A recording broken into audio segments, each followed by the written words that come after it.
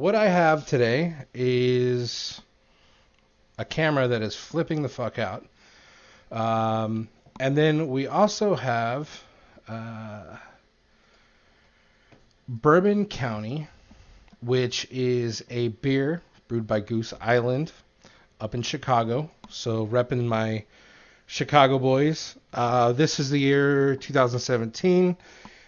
They release them once a year on Black Friday to the public. It's fairly pain in the ass beer to get if you guys know beers. It would be a pain in the butt to get. So kind of a specialty or craft beer, if you will. It is basically a stout that is brewed and then aged in bourbon barrels. They have done some different styles like the rye. They have a vanilla and a chocolate one. But this is just good old straight Bourbon County stout. There's no cocoa nibs or any of that other stuff that they usually add into a beer of this gravity.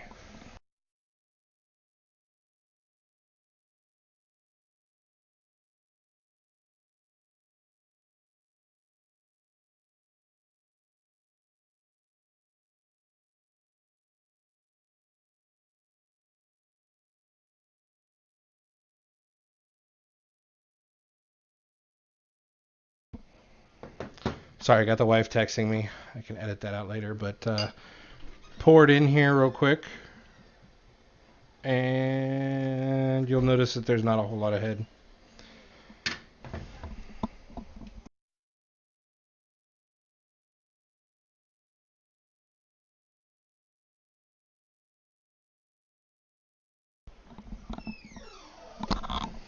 Sorry, I had to talk to the wife for a moment.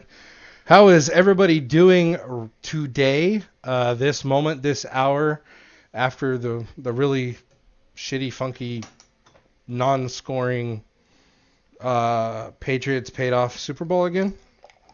Let's see if I can get any reaction from anybody out of that.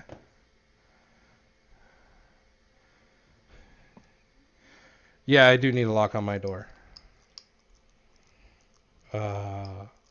Wonder who is commenting it as Hookah University. That sounds like that might be the work of the nefarious Dr. Noob Sauce. Or the troubling Goku, who is Paul Silo. Dr. Paul Silo. We got Dr. Wayne with Resin Kings. We are coming for you. What? I have no idea what you just said, Chris. But what I am smoking tonight is Azure cigar. I'm going to be smoking in my lovely Kinemod, which has quickly become one of my favorite hookahs. Yes, and I will show you the pack. It's really shitty right now because I'm not done yet. And I'm using this beautiful pack mats glass. Bracken has them. Yes, you can use the design that I created for myself. I don't care. Go to www.packmats.com or on their Etsy shop at Packmats. I don't know if they've released their www.packmats.com, but more on that to come, I'm sure. We've got some fun stuff to talk about, and I want to ask HU what you guys want for Vegas, because you guys matter. It doesn't matter if we try and plan a perfect event for you guys or whatever it may be.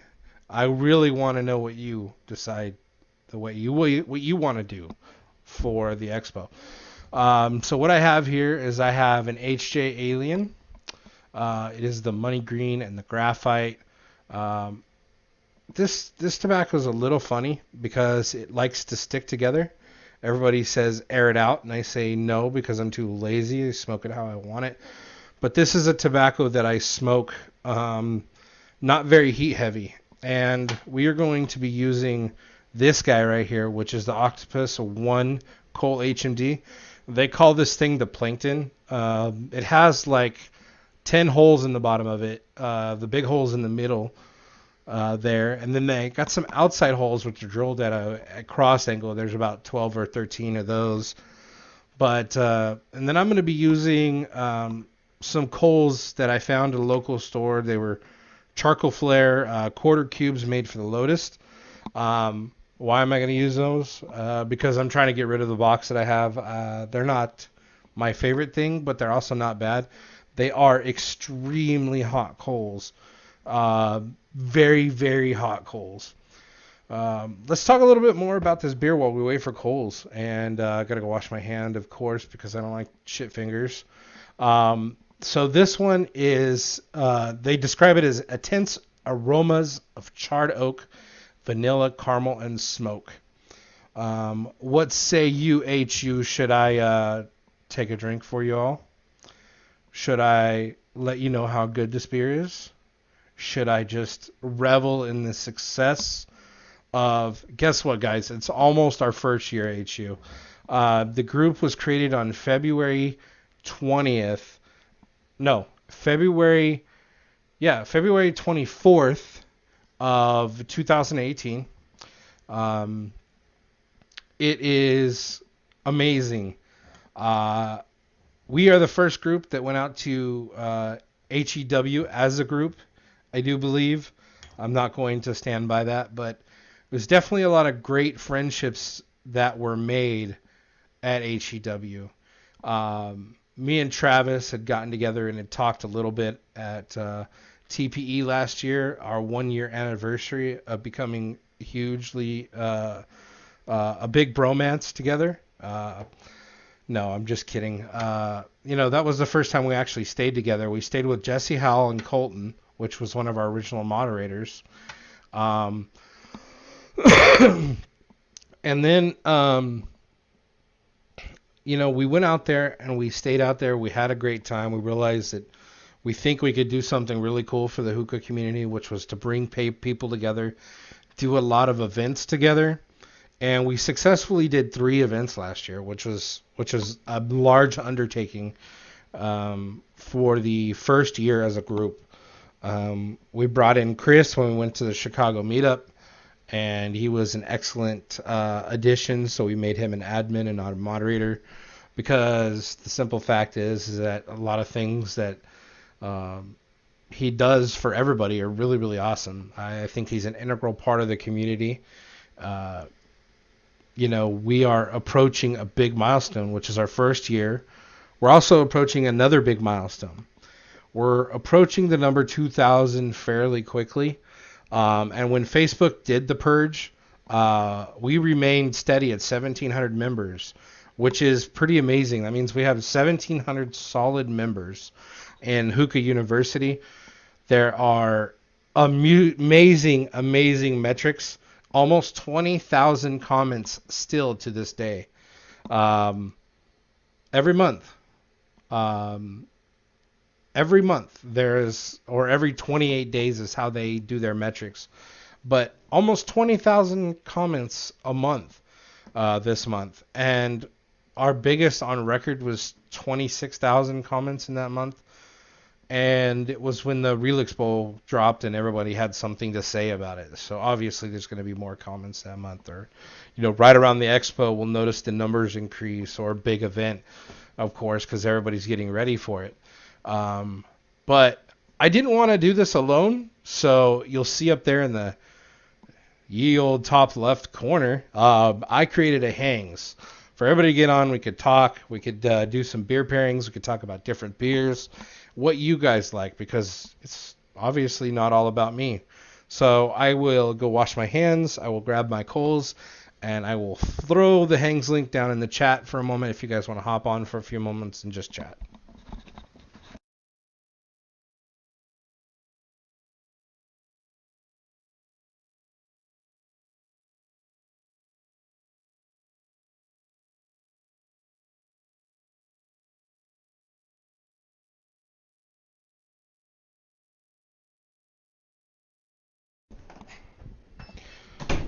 So, as I'm getting my coals, what are you all doing?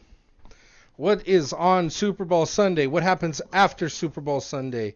Do you hide from your in-laws and go grab a hookah and run for the hills? I want to know what you guys do for Super Bowl, because me, it's just another boring day. I didn't even do anything for Super Bowl until my kid a couple years ago said, "Hey, Dad, I want to do something cool for Super Bowl.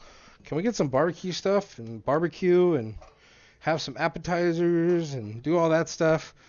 I'm not much of a NFL guy anyway, so it doesn't matter to me.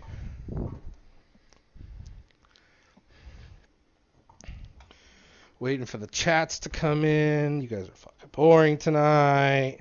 Let's get you to wake the fuck up. So, see, I can just go with one coal there and throw it in my hookah. Really shitty camera tonight. I don't know why.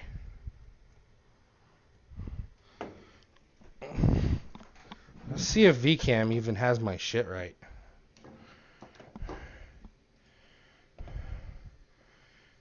Oh, I guess it does. Oh well. So, one coal, got this little guy in there, which is the plankton lid. Go up there. Throw that on. Got some other coals ready, so we can go. And let's talk about beer for a minute. Forget, yes, run for the garage. Forget your plankton. Okay.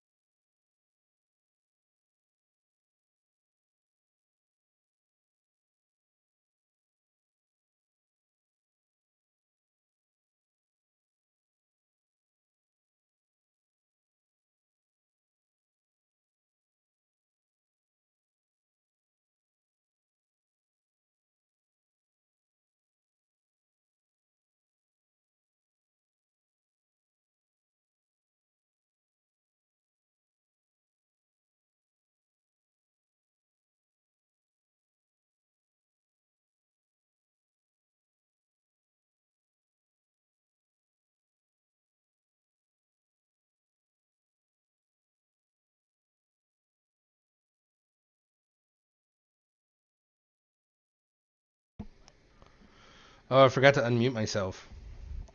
Now I got everybody in here. Everybody say hi to the wife.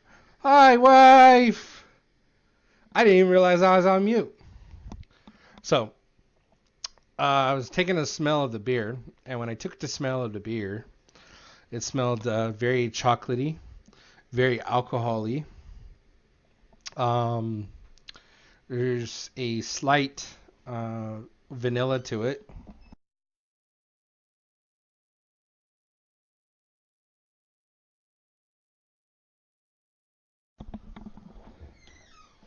She was telling me hello.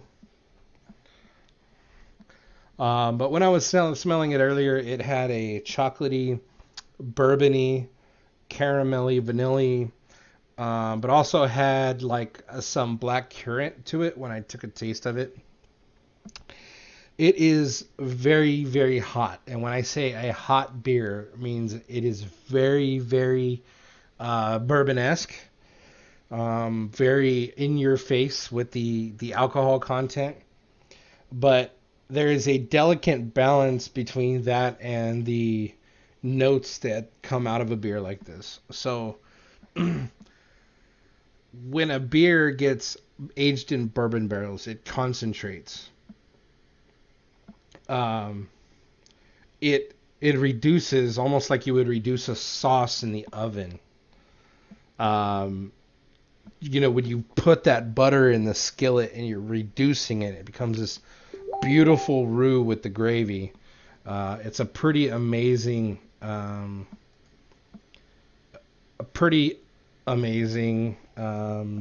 combination.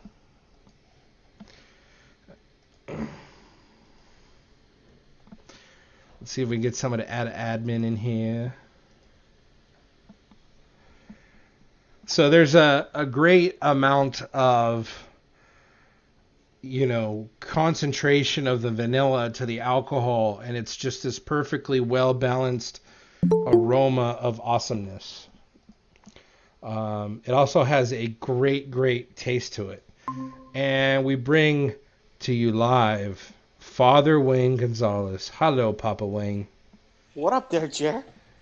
Oh, sitting here live in university. Now you got you in the screen. Sweet. What are you So guys up to? What are you smoking? I'm smoking Azure cigar, and I paired it with a bourbon barrel aged stout.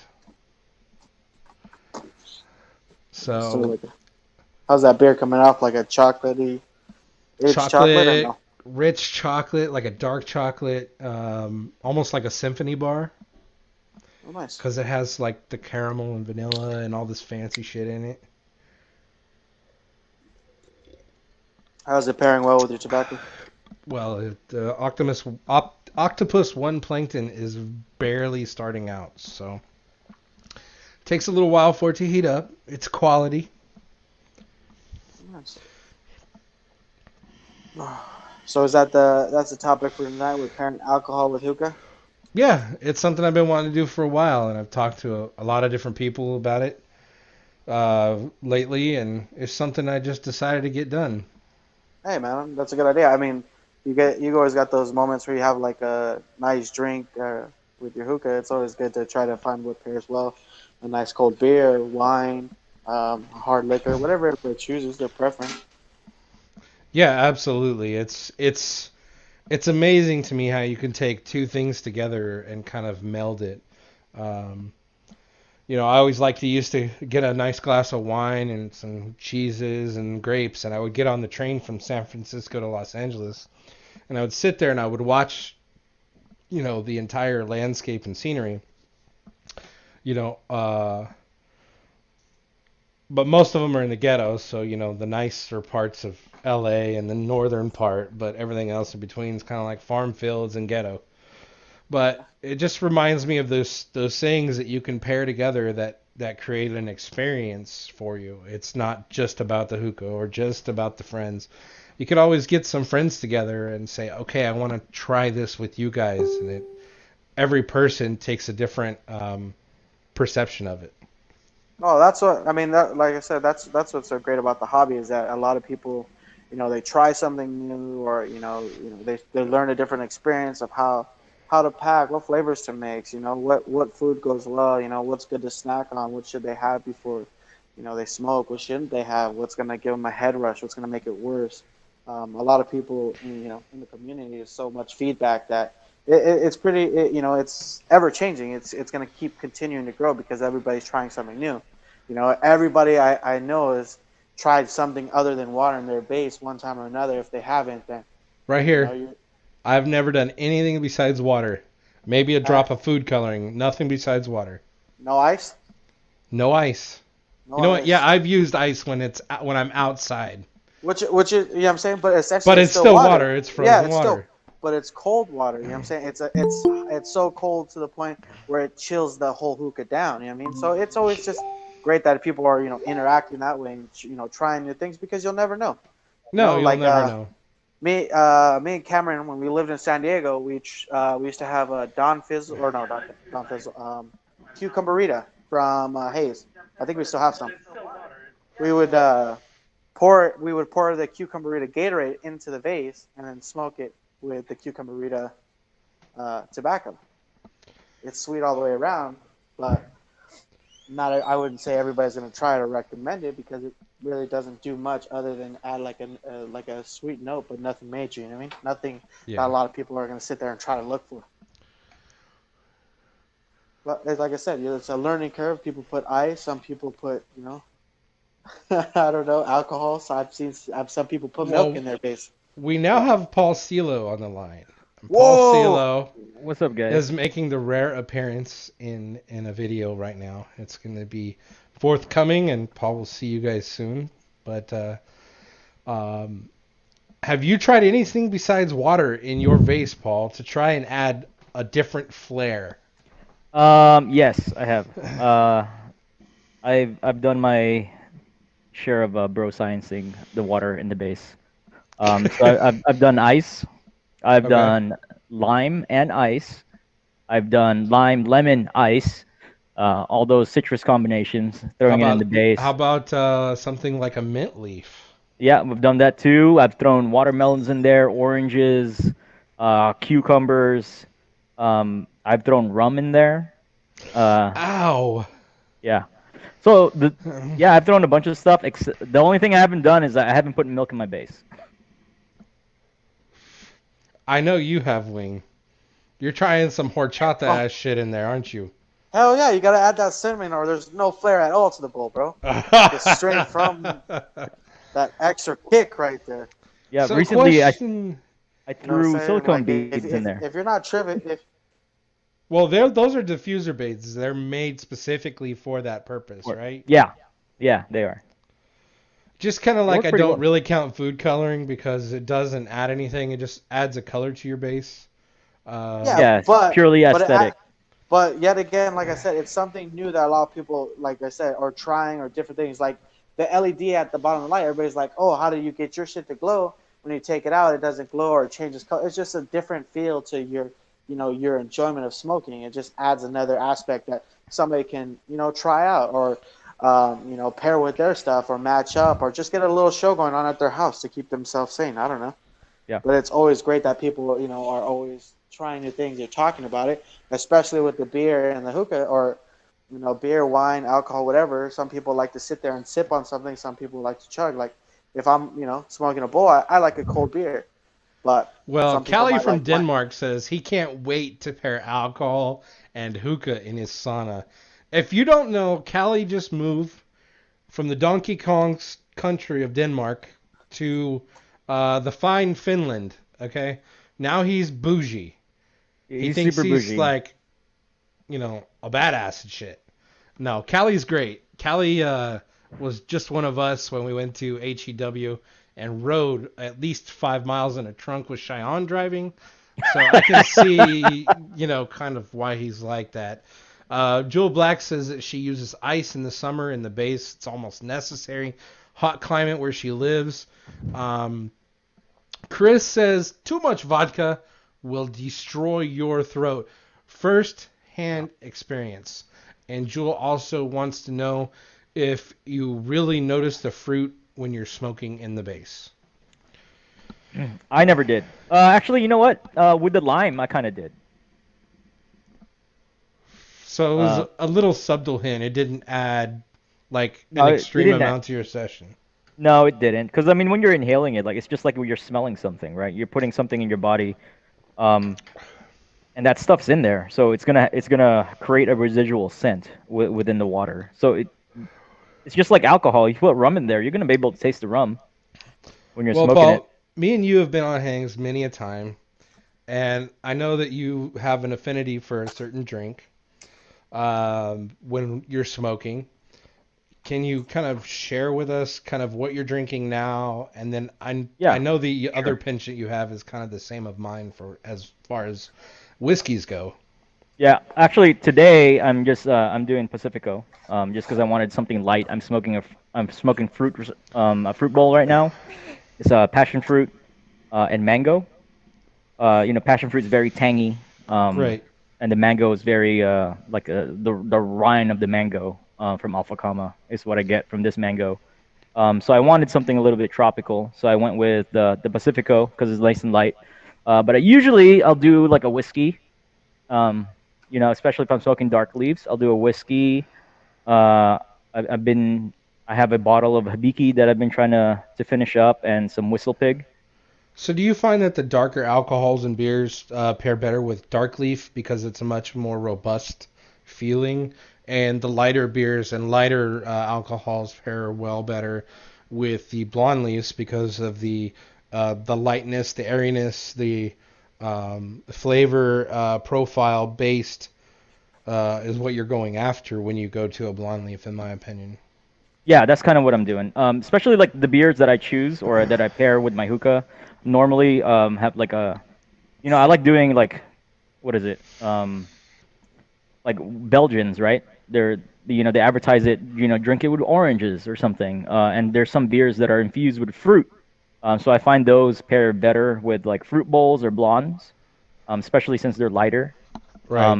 The darker, like the tobacco notes for me pair really well with like a liquor, like a whiskey, something Yep. like oaky and smoky, go really well. Like especially with Azure cigar, I would assume like a whiskey or like a really heavy dark beer would go well with it. Um, Sometimes when I smoke grape flavors like Static Starlight, I will smoke that and drink wine with it.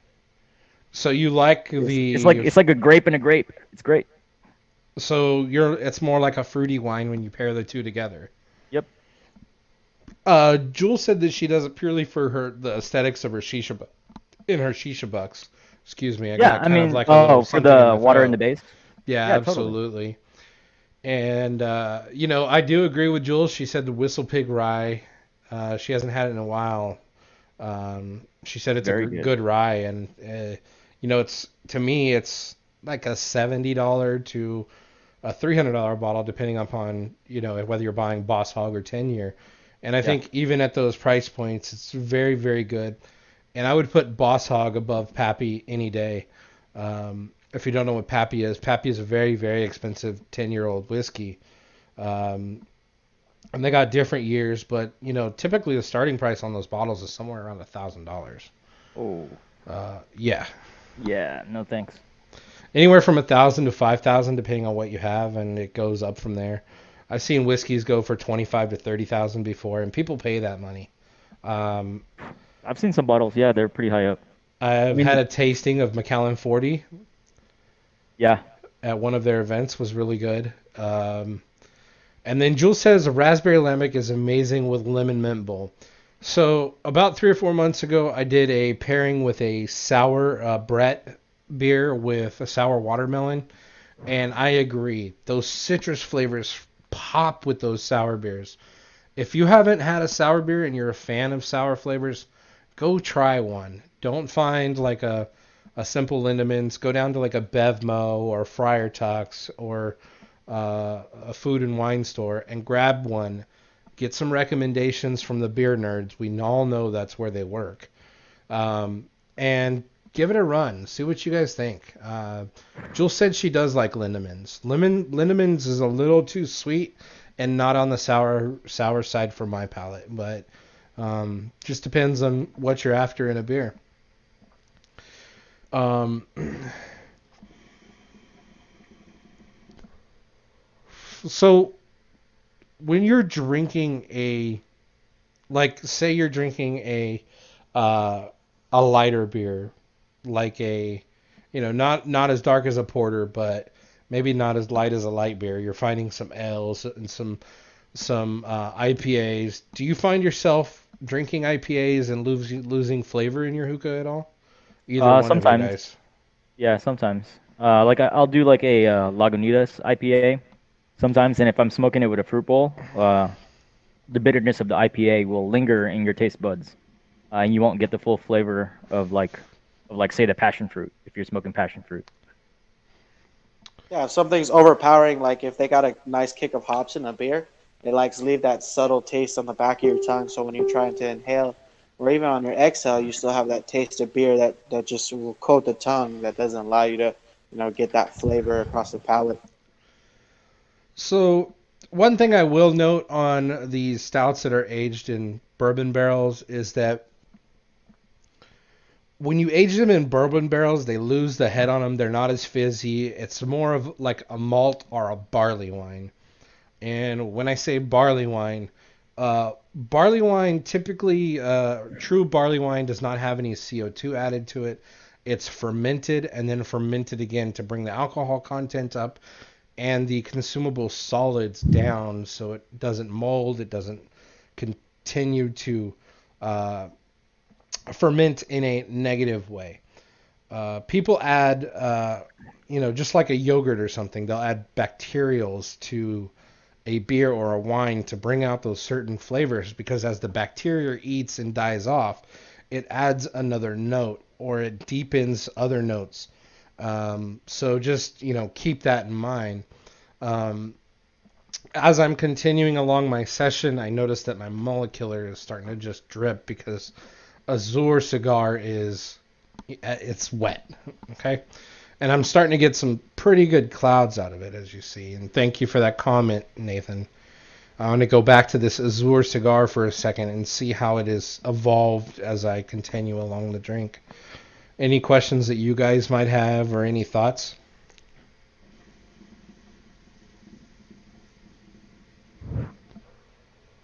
I mean, if so, I have a everybody has their certain palate mint. So let's say you have a mint, you have a fruit, you have the citrus, you have, the sour. But a lot of people do like those dessert flavors. Now, how many people can tell us, what palate or what drink will work well with those? You know what I'm saying? Because you can't just say, you have the cigar with you have like a coffee taste that you're smoking right now. Does it work well together? But the other flavors like pistachio breeze, the peppermint milkshake, what would you pair with those? If it's not alcohol, maybe it's a dessert beverage, an ice cream shake.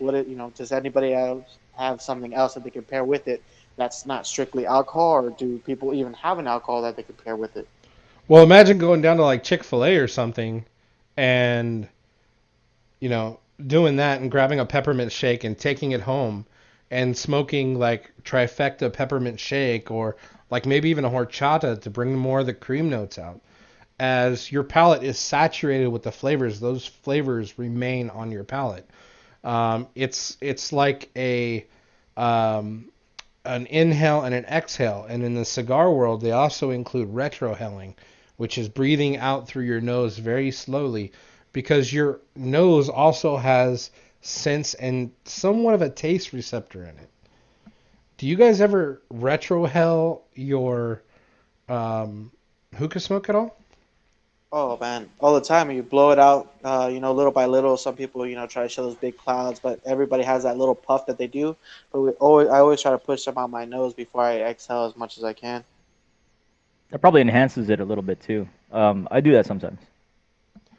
And do you find that hookah smoking with the retrohale, and it also, it's going to make your nose run a little bit. It typically does. This smoke going through your nose, but do you find that any certain flavor of hookah tobacco has a smell or a room aroma to it, much like you would smell a fine wine, a good whiskey, or even a great beer?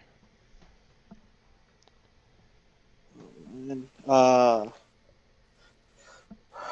other than them setting out just by flavor profile, like just because they're like that one offs, but or those those ones that stand out to me like that like I know you've tried it, that royal mango, it has that sweet natural smell, like it's just on point where it's like, what, once you smell in the air, you're like when you get in the house or whatever after smoking it and it's in the air, it's refreshing. What I'm saying, that natural you know taste is just, it lingers through the air, which is amazing to me. That's why I like it so much, because I mix it with a lot of stuff. But straight by itself, I mean, it's a really good aroma that I like. To sit there and smoke and just enjoy the bask of smoke around me. I agree. I mean, sometimes I like floral flavors for that same effect. So like rose flavors. Um, I know people don't like cashmere peach a lot, but I feel like it gives me that the scent of cashmere peach like in the air. Sometimes I like it. Like it smells good to me. Um, but See, I mean, I get it because I love the room note from Cashmere Peach. It doesn't bother me. yeah, it doesn't bother me It's either. I like it. It reminds me of like an incense or something, and that's what some people don't like about it. It's like, oh, I feel like I'm smoking incense. I have a unhealthy addiction to Nagcham, which is a incense I always burn in my room. Um, it just brings something to my space. Everybody has a space they're comfortable in.